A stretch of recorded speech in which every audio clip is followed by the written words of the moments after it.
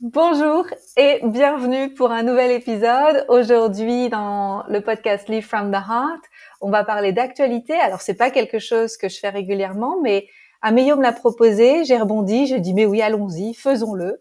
Parlons des élections américaines. Il y a certaines personnes qui ont vu un petit peu que j'avais affirmé certaines positions sur les réseaux sociaux, d'ailleurs, qui m'ont dit d'en parler. Donc, ça me paraît intéressant de le faire. Donc, on va le faire aujourd'hui ensemble. Un petit disclaimer avant qu'on commence à discuter. On n'est pas là pour ouvrir les débats et pour recevoir 150 messages à l'issue de cet épisode. Si vous souhaitez commenter sur les réseaux sociaux sous l'extrait de cet épisode, bien sûr, vous êtes bienvenus pour le faire. Néanmoins, Amélie comme moi, on travaille à réempuissancer les gens qui sont prêts à changer leur vie et à aller de l'avant et à être le changement qu'ils veulent être dans le monde.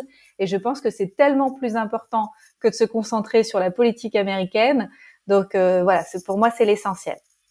Aujourd'hui, on va affirmer un point de vue qu'on partage toutes les deux.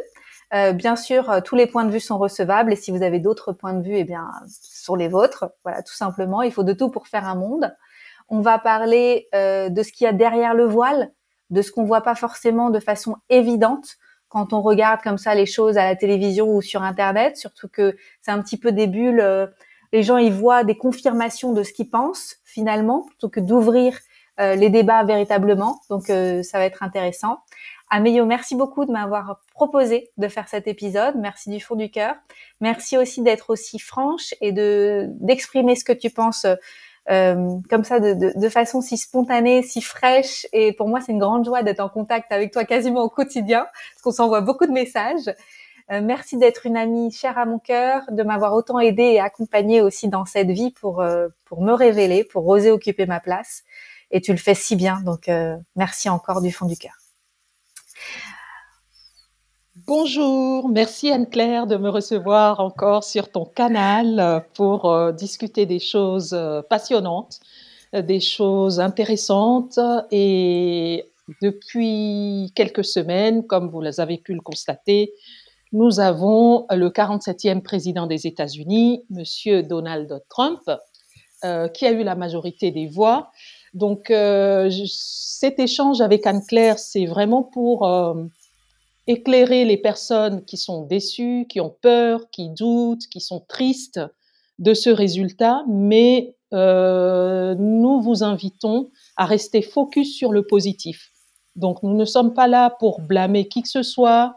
Je n'ai pas de camp, je suis apolitique, voilà, comme Anne-Claire, mais je m'intéresse aux choses qui vont avoir un impact ou qui ont un impact global sur le monde, la société, sur nous. Voilà, et du coup, cet événement n'est pas anodin. Et donc, le but est de vous apporter un éclairage à notre petit niveau ou à mon petit niveau et de vous amener à vraiment à vous élever, à garder, à avoir foi en la vie en fait et à prendre de la hauteur, voilà, par rapport à ce résultat et à ce qui se joue pour le monde entier en ce moment. Donc, voilà. Et on y va Allez, on de y quelle va. manière? Alors, donc il y avait deux camps. Il y avait donc le camp des Bleus avec Kamala Harris, soutenu par énormément de personnalités. Personnalités telles que Beyoncé, Jennifer Lopez, des gens très très connus, des gens du spectacle aussi, des acteurs, etc. On voit là quelque chose de l'ordre d'un soutien hollywoodien, d'un soutien très orchestré, où les gens possiblement sont payés pour le faire, ou en tout cas appartiennent à un camp où il faut se soutenir les uns les autres et se serrer les coudes pour se protéger, et peut-être aussi parce que ils ont des dossiers les uns sur les autres. Et puis il y avait le camp des rouges, où il y a des gens qui se sont alliés ensemble, des gens qu'on n'aurait pas vu d'ailleurs se mettre ensemble, hein, tels que Donald Trump avec Elon Musk et avec Robert Kennedy Jr. Donc là, truc de ouf, quoi, de les voir ensemble, que c'était pas du tout attendu. Et puis finalement, c'est eux qui ont gagné. Ce camp des rouges assez décrié parce que Trump, soit certaines personnes l'adorent, certaines personnes le détestent, parce qu'il a cette personnalité assez disons-le, détestable, parce que il est pas très Très agréable. Il très est, fantasque, très cru, voilà, très voilà, très misogyne. misogyne. Il met les pieds dans le plat, mais je pense que cet homme n'est pas ne est un joueur. Voilà, c'est un grand joueur, mais joueur dans le sens, il fait le pitre, mais je ne crois pas une seule seconde au dessin qu'on a pu faire de lui. Il est raciste, il est xénophobe, il est misogyne, il est ceci, il va renvoyer tous les étrangers. Je ne pense pas, parce que quand je regarde un petit peu les votes, il y a quand même les latinos qui ont voté, 45% des latinos ont voté pour lui, 30% des noirs, ce qui est énorme, alors que traditionnellement, ces deux communautés ethniques votaient massivement pour les démocrates. Donc, qu'est-ce qui a fait qu'à un moment donné, ces communautés ont penché pour les républicains. Donc, et sans même aller au niveau de démocrates républicains, parlons de manière globale par rapport à que propose cette personne. Moi, ce que j'ai pu constater, c'est vraiment une nouvelle ère qui nous est proposée, une nouvelle ère de liberté, une nouvelle ère pour réformer des choses, la déclassification de certains dossiers aussi confidentiels. Donc, tout à l'heure, quand tu parles de ces célébrités qui ont soutenu Kamala, je suis désolée, mais la majorité font partie de ceux qui ont décidé de quitter les États-Unis, si toutefois Trump passait au pouvoir. Pour quelle raison? Et il faut croire que ces personnes figurent sur la fameuse liste Didi. Donc, l'affaire Puff Daddy, qui est brûlante là depuis un petit mois, si ce n'est plus, mais le camp adverse n'a jamais pris la parole par rapport à ce dossier. Donc, moi, je vois dans cette élection ou dans cette nouvelle ère un homme de 78 ans, deuxième élection, 3 tentatives d'assassinat, il a été traîné dans la boue. Il a quand même été réélu une deuxième fois. Il propose des choses, d'apporter une certaine transparence, une certaine vérité, une certaine lumière. Je ne vois pas en quoi cela pose problème, à moins que les dossiers qui vont être déclassifiés risquent d'impacter énormément de monde, la France y compris, bien évidemment. Donc, il ne faut pas se leurrer, il ne faut pas se tromper d'ennemi, il ne faut pas se tromper de camp, mais vraiment prendre de la hauteur et aller voir qu'est-ce qu'il y a derrière. Qu'est-ce qui se joue? Tu parlais tout à l'heure de Robert Kennedy Jr., c'est quand même vraiment l'allié important qui est l'ennemi juré de Big Pharma. Ouais. Donc, si vraiment Trump tient parole et inclut Robert Kennedy Jr., il est élu, je ne sais pas moi, ministre de la Santé, par exemple, ça va être la suppression des obligations vaccinales. Donc ça, c'est quand même une excellente nouvelle, énormissime. Interdiction des ingrédients toxiques et des OGM. On va dire adieu au fluor dans l'eau du robinet. Bien évidemment, je n'habite pas aux États-Unis, Anne-Claire non plus, mais toutes ces choses ou toutes ces décisions vont avoir un impact parce que qui dit Robert Kennedy Jr. à la tête de la santé tue l'OMS. Donc, et une des raisons pour laquelle M. Bill Gates trouve quand même le moyen d'injecter plus de 50 millions de dollars dans la campagne de Mme Harris. Oui. Franchement, est-ce que, je ne sais pas, hein, aujourd'hui, je suis juste en train de vous relater des faits suite aux recherches que moi j'ai faites. Vous pouvez aller faire vos propres recherches. Je n'essaye pas ou nous n'essayons pas de convaincre qui que ce soit, mais simplement de vous poser quand même les faits tels qu'ils sont, quoi. Donc moi, toutes ces choses me font dire que oui, je ne vois pas en quoi cet homme, en fait, ça va être la fin d'un grand banditisme international, quoi. Voilà. C'est peut-être pas la fin définitive, mais on va commencer à lever le voile. Et tout ça arrive à un moment où, en 2025, ça va être une année 9. Qui dit année 9 dit une année de fin de cycle. Mais c'est surtout, ça va être la révélation et la mise en lumière des choses cachées. Donc, jusqu'à nous individuellement, si vous avez encore des cadavres dans les placards, il va falloir les nettoyer. Ça va commencer à sentir mauvais. Et en 2025, vous ne pourrez plus les planquer. Ça va se révéler, ça va sortir un peu comme toute cette merde qui éclate, qui se déverse depuis un moment. En France, on a l'affaire Pellico, on a des choses moches. Voilà, il y a l'affaire avec, comment il s'appelle, l'abbé Pierre. Voilà, des choses pas très très jolies mises sous le tapis. Et bien là, vous allez plus pouvoir les cacher. Et c'est un peu ça qui se passe à un niveau plus grand, à un niveau mondial.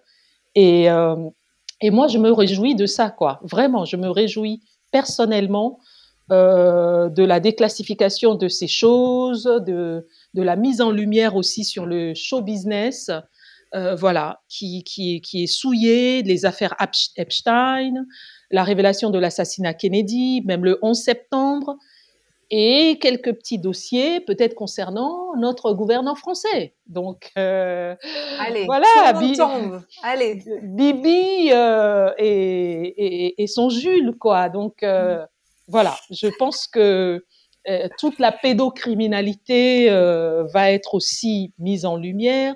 Les délires de 3 papas, 4 mamans, libre-échangisme, wokisme, je suis binaire, je ne sais pas si je suis fille ou garçon, qui relève plus d'un problème identitaire, d'un problème d'incarnation, que d'un réel problème de sexe, quoi.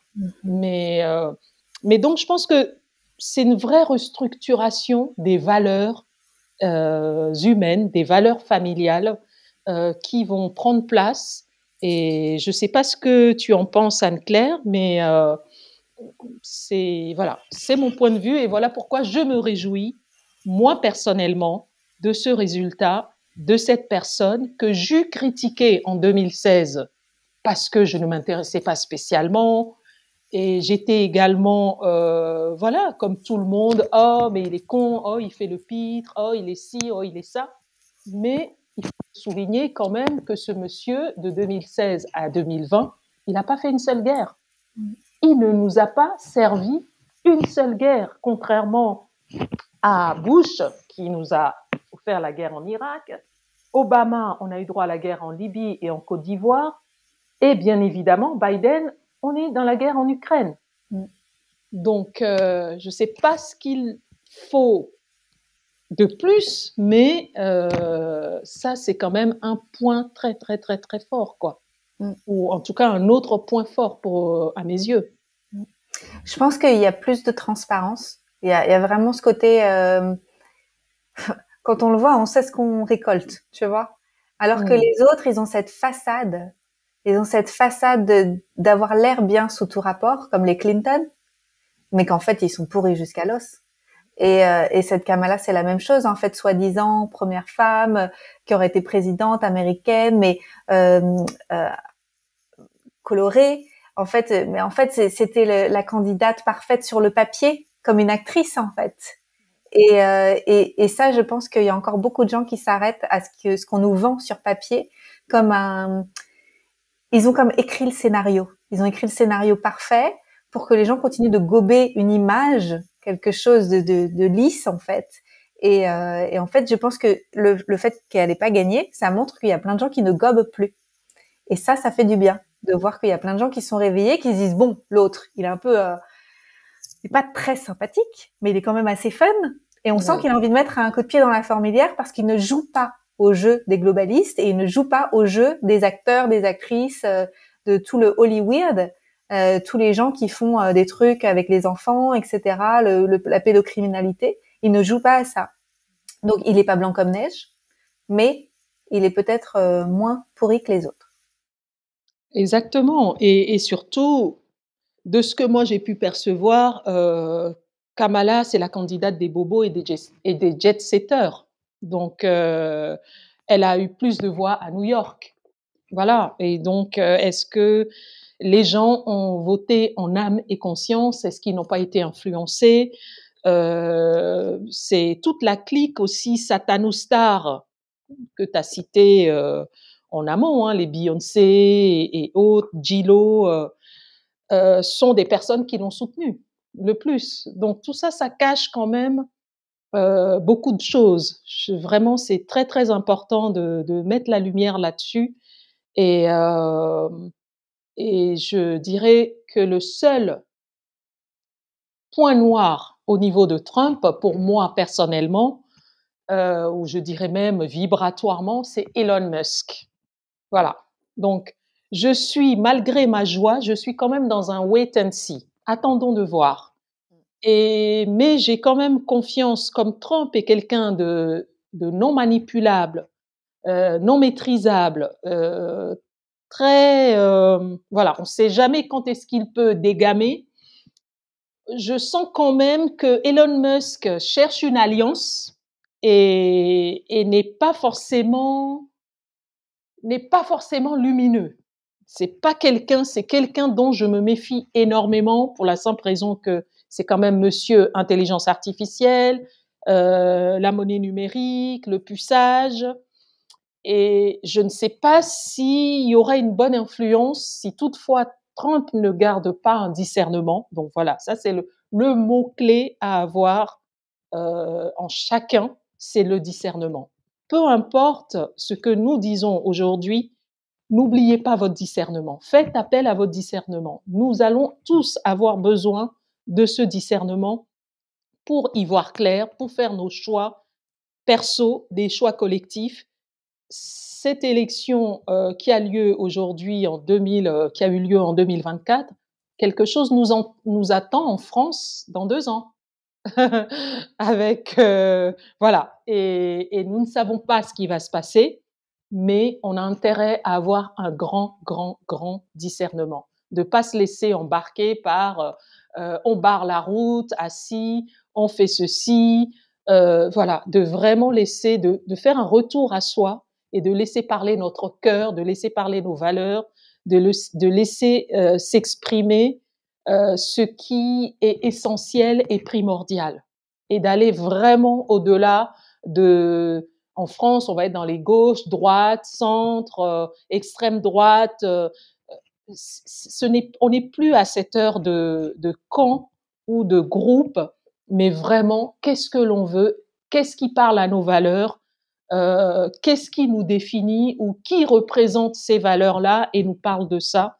Je pense vraiment qu'il va falloir réfléchir dans ce sens et c'est de cette manière que, par rapport aux propositions de Trump et en ses discours, c'est quand même un homme qui nous ramène vraiment à une invitation à faire ce nettoyage global, quoi, à enclencher un nettoyage global. C'est pas le Messie, c'est pas le sauveur.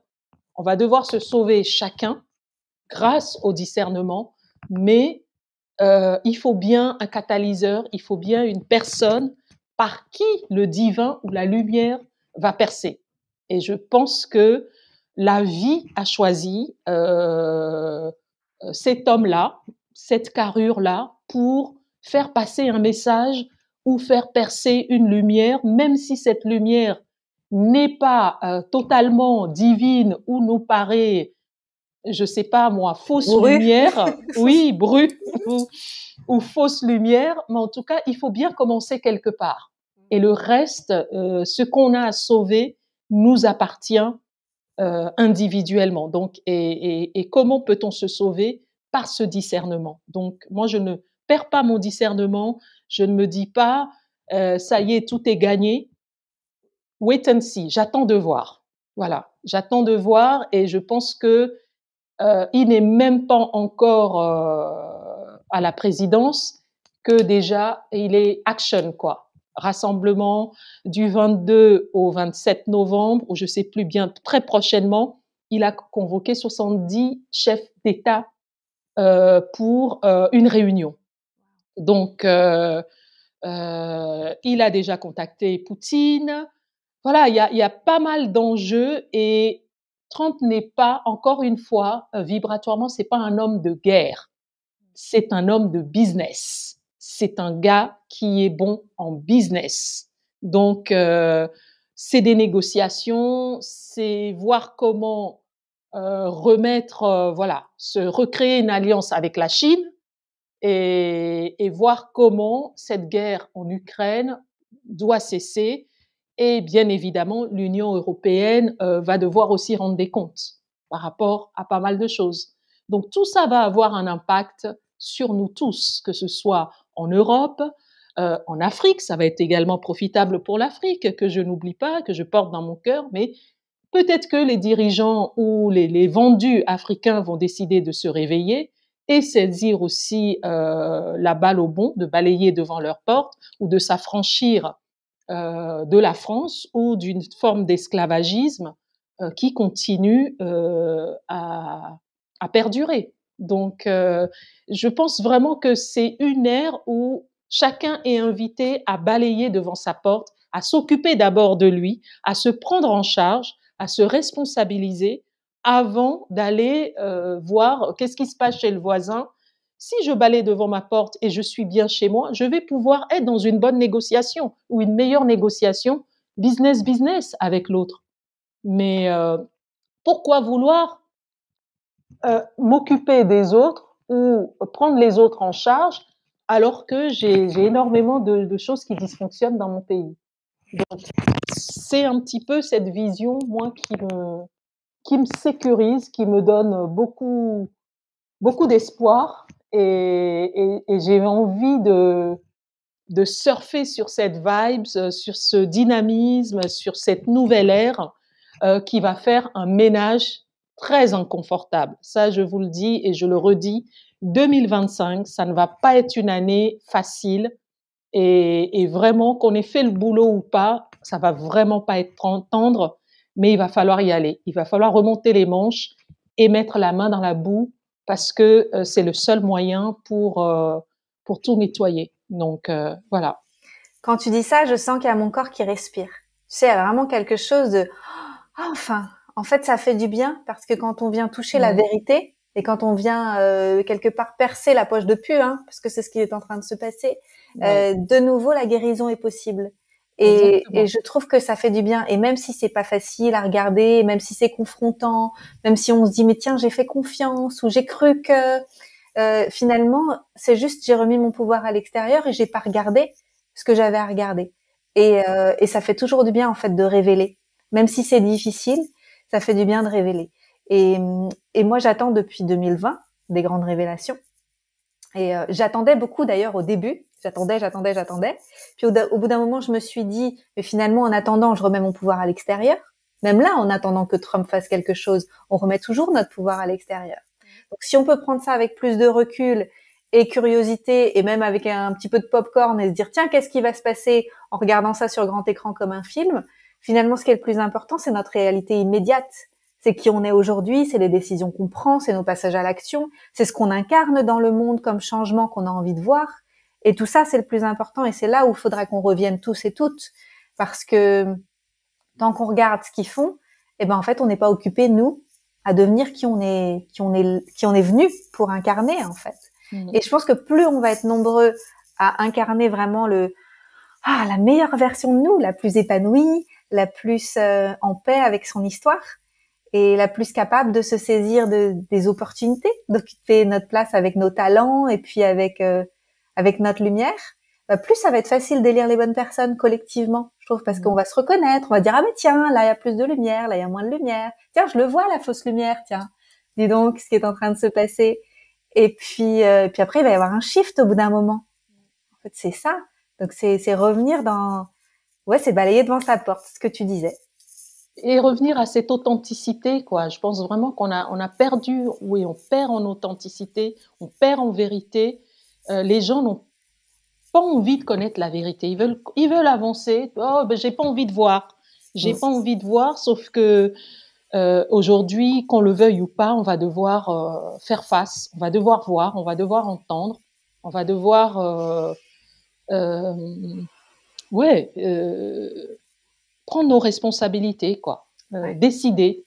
Moi, je pense aussi, même pour les parents, moi, je sais pas, moi, ce que certains parents pensent, mais c'est aussi ne pas permettre qu'un enseignant à l'école disent à ton enfant ou à vos enfants, eh ben, je pense que tu aurais dû naître dans un corps de femme et tu es né dans un corps d'homme, donc tu n'as pas l'air très bien et peut-être que tu aurais besoin de changer de sexe ou de corps. Enfin, j'extrapole un petit peu, mais c'est plus ou moins Ah, mais c'est complètement ce qui est en train de se passer. instiller ce genre de choses dans la conscience d'un enfant. Et d'ailleurs, il n'y a pas longtemps, je regardais une vidéo où il y a un homme barbu et qui a du rouge à lèvres, les cheveux longs, et qui dit à une gamine de 4 ans, bonjour, moi je m'appelle Ophélie. La petite, elle lui dit, et elle lui dit, non, c'est pas, c'est un nom de fille. Et il lui répond, ben je suis une fille. Et la gamine qui dit, non, tu n'es pas une fille. Et lui qui lui répond, si, si, je suis une fille. Et en fait, on est dans une salle de classe où ils font intervenir des drag queens ou des transgenres pour dire aux gamins, les embrouiller, quoi. Et je me dis, mais un enfant de 4 ans qui n'a rien demandé, on commence déjà à le pourrir avec des dysfonctionnements pareils. C'est pas possible. Et heureusement, l'enfant, mais naïve qu'elle est, mais elle a quand même du discernement. Elle sait reconnaître un homme. Du bon sens, quoi. Du bon sens, un homme ou une femme. Et l'autre qui persiste en disant non, non, je suis ça. Je me dis, mais what the fuck, quoi. C'est pas possible. Donc, c'est aussi la fin de tout ce bordel, tous ces méli-mélos, toutes ces bouillabaisse de je ne sais quoi, le terme wokisme, binaire, non-binaire, tout ça est prôné par des satanos comme Céline Dion qui crée des marques nu pour des enfants binaires. Je me dis, mais ça va foutre le camp, tout ça. Ça va foutre le camp et ça doit foutre le camp. Parce que, franchement, pour que nous soyons tous là, il a fallu un homme et une femme pour créer l'humanité. Donc, si demain, on permet, sous couvert, ouverture d'esprit, des différentes formes de perversité, eh ben, c'est la fin de l'espèce humaine, hein, je vous le dis. Ça, soyez-en clairs, parce que, soyez-en sûrs. Ça sera pas avec 4 papas et 2 mamans que l'on va faire, que la pérennité de l'espèce va continuer. Donc, je ne suis pas contre, je n'en ai rien à foutre que quelqu'un adore brouter les minous ou faire des choupa-choups. Chacun est libre de faire ce qu'il veut dans son intimité ou dans ses choix ou dans ses préférences. Je n'ai rien contre les homosexuels et lesbiennes ou quelqu'un qui a envie de changer de sexe. Mais un adulte. Il fait ce qu'il veut, mais arrêtez de faire croire aux enfants et de leur enseigner toutes ces débilités. Ça, franchement, et il faut que ça cesse, quoi. Parce que... Et aussi, arrêter d'imposer aux autres une façon de voir les choses. Parce que c'est la même chose, même si on impose à un adulte et qu'on lui dit non, mais tu dois dire madame, bah, en fait, non, on n'est pas... Enfin, non, si c'est un monsieur, c'est un monsieur. Même moi, je ne dirais pas madame, quoi. C'est juste pas possible, quoi. On peut pas empêcher les gens de voir ce qu'ils voient. On ne peut pas... C'est pas possible. Donc, je pense que ça va être aussi terminé avec, parce que c'est venu des États-Unis, hein, il y a eu quelque chose, il y a eu une grande vague, en fait. À un moment, ils ont décidé ça, et puis, voilà, ça s'est déployé dans les universités, ça s'est déployé dans les entreprises, ça s'est déployé à la télévision et partout, en fait, pour qu'il y ait ce mouvement. Et possiblement, ça peut s'arrêter avec l'élection de Trump. Et ce sera une belle fin. Ou en tout cas, même si ça ne s'arrête pas, il y aura un cadre qui va être mis. Voilà, un cadre pour protéger les enfants et que ces adultes un peu déséquilibrés ou perdus retrouvent leur esprit. Parce qu'il y a vraiment une perte identitaire, un vrai déséquilibre profond, un problème d'incarnation, certainement, qui doivent aller travailler dans un espace dédié à ça, un espace thérapeutique, mais qui n'a pas sa place dans une école. Et même en France, il y a aujourd'hui dans les programmes scolaires des enfants de 6 ans à qui on parle de sexe, on leur apprend, ou on les invite à savoir comment se masturber.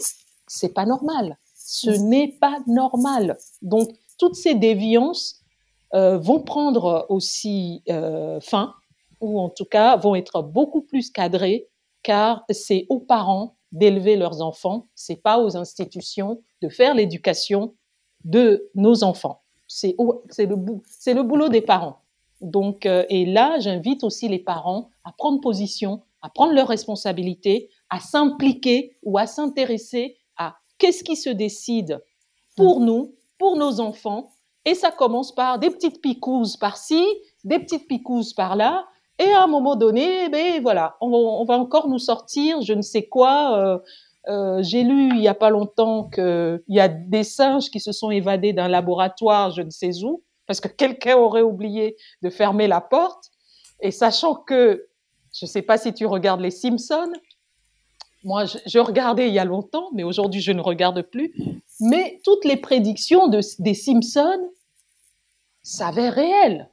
Donc les Simpsons, dans leurs épisodes récents, prédisent qu'en 2025, on risque de nous sortir encore un truc monkeypox ou une pseudo-pandémie.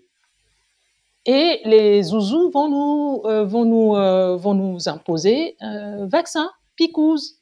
Donc voilà aussi, si toutefois, en janvier, Monsieur Trump prend poste à la Maison-Blanche et décide de faire alliance avec Robert Kennedy, eh bien les gars, je peux vous dire que on va être sauvés. Là-dessus, franchement, j'emploie le mot sauver parce que moi, je tiens à ma liberté et je n'ai aucune envie qu'on vienne m'inoculer un je ne sais quel produit, un énième produit inventé de je ne sais où. Et c'est une atteinte à notre liberté. Voilà. C'est ça. Tout à fait d'accord. C'est vraiment, je ne l'invente pas. Allez faire vos recherches, allez sur les sites. Aujourd'hui, l'information, elle est libre, vous la trouvez partout. Je ne regarde pas la télé, mais je passe des heures à faire des recherches. Et ça fait partie des choses de leur plan, des choses qu'ils planifient pour l'atteinte à nos libertés, pour l'atteinte à notre santé. Donc, et on a oublié une chose très importante, l'écologie, le soi-disant dérèglement climatique aussi, qui est vraiment une connerie inventée. Et bien, pareil, les dossiers sortent par rapport au climat où finalement on crée plus de peur que ce qui se passe réellement. On nous embrouille en provoquant des pluies quand c'est pas la saison des pluies, en provoquant des sécheresses, en provoquant des choses un peu bizarres qui nous déséquilibrent, qui nous perturbent en fait. Et tout ça aussi doit cesser parce que voilà, ça c'est la réalité des choses. Et vraiment, je vous invite à faire des recherches, à vous intéresser à la vérité, à aller creuser pour qui cherche trouve. Si vous cherchez, vous trouverez. Donc nous avons juste fait une synthèse. Avec Anne-Claire, nous échangeons presque quotidiennement au sujet de tout, mais on a décidé de vous faire part de nos points de vue pour vous inciter aussi à aller chercher la vérité, vraiment, et à sortir un petit peu de ce que nos médias mainstream vous livrent en pâture et qui n'est pas vrai et qui est vraiment encore un énième mensonge. Voilà. Moi, je m'arrête là. Merci, je pense que j'ai beaucoup parlé. J'aimerais juste qu'on ferme avec des ressources. Moi, j'aime bien Jean-Dominique Michel. Exactement. Anthropologique. Oui, anthropologique. Et il est super, cet homme, anthropologue. Idriss Aberkan. On est d'accord. Il y a monsieur Alain Juillet aussi, que je suis sur YouTube, qui est pas mal. On est très dans la politique, mais c'est surtout la géopolitique. Voilà, l'impact de toutes ces choses au niveau géopolitique. Il y a également, qui d'autre? Il y a d'autres personnes que je suis, mais qui sont très pointues. Il y a Mazikine, qui est vraiment bien, qui fait des super vidéos. Je pourrais envoyer les liens que tu mettes en dessous de ce podcast. Sur Telegram. Je mettrai sur Telegram pour les gens qui sont bien réveillés, qui me suivent sur Telegram. D'accord, oui. Là. Sur YouTube aussi, je peux mettre les liens. En anglais, moi, j'aime bien Candace Owens. Oui. Candace Owens, elle est super. Voilà, il y a des ressources, effectivement. Il y a Ceux des qui veulent ressources. trouver, trouvent, en fait. Et ceux qui veulent juste les médias mainstream, eh ben, ils vont tourner en rond et puis tourner autour des Ouais, mêmes mensonges. Mais ça sort, en fait, depuis des années, ça sort. Il y a même des gens très, très connus qui parlent. Enfin, ouais. donc, allez regarder, on nous ment, en fait. Allez chercher les autres informations et allez chercher ce qui Mm. vibre juste pour vous. Moi, je suis également des complotistes parce que j'assume, je suis une Moi aussi, complotiste assumée. complètement. Et donc, Constatiste. je suis les complotistes, mais je fais aussi attention à ne pas être vraiment dans la parano, dans l'extrême. Mais je sais que les complotistes que je suis, trois quarts du temps disent vrai. Donc, s'il y a bien une chose, c'est que ce soit Trump ou Kamala, les deux mangent à la même table. C'est simplement qu'il y en a un qui est moins pire que l'autre. Voilà. Donc, je tiens quand même à le dire. Je suis pas en train de dire que Trump est tout blanc. Les deux mangent à la même table. Ils ont le même boss. Mais il y en a un qui va nous servir à peut-être y voir plus clair ou à faire les choses autrement. Donc, les super complotistes que je suis, pour eux, on est dans le wait and see et ils savent très bien que, voilà, on n'est pas encore tiré d'affaire, mais pour pouvoir suivre certaines personnes, il faut aussi que votre conscience soit vraiment éveillée. Il faut vraiment y aller en n'étant pas dans un ah ouais mais et s'il dit faux, ah ouais mais on ne sait plus à quel sein se vouer. C'est mon discernement qui me permet de savoir à quel sein me vouer. Mais je suis vraiment toutes ces personnes. Il y a également Philippe Guillemont aussi qui est intéressant au niveau des personnes, voilà, ressources que nous suivons. Et Jean-Dominique Dimichel que tu as cité, Idriss Aberkane. En fait, ils sont nombreux et aujourd'hui l'information, elle est libre, elle est vraiment. Si vous êtes un tant soit peu en quête de vérité, franchement, allez-y quoi. Moi, je passe des heures, en partie pour mon boulot, mais j'adore ça parce que j'aime savoir la vérité. J'aime vraiment faire face à une vérité difficile plutôt qu'à un mensonge, voilà, embelli. Donc, Merci. Merci Amélie. on va vous Merci pour laisser. tout. Merci Merci Anne-Claire. pour cette vérité, pour ta lumière et aussi de nous aider à revenir dans notre puissance personnelle et notre discernement. Mm. Merci à toutes les personnes qui ont écouté cet épisode jusqu'au bout. Je vous invite à l'envoyer à peut-être à des gens qui sont pas du même avis que vous et peut-être que ça leur fera du bien aussi d'entendre ça. Et puis j'espère que ça vous aura donné aussi des clés pour avoir des ressources et pour oser avoir plus de curiosité pour ce qui est en train de se passer. Et puis prendre aussi un pas de recul et revenir dans votre souveraineté. Et puis dans le fait d'occuper votre place parce que finalement c'est ce qui est le plus important plutôt que ce qui se passe à la télé. Merci Amélio. Merci Anne-Claire. Merci vraiment pour ton canal, ton espace et de m'avoir accueilli. Très belle Avec une journée. grande joie. À très bientôt pour un épisode sur les chiens et les chats. Ah, Yensi. Ah, Yensi. À bientôt. Bye bye. À bientôt.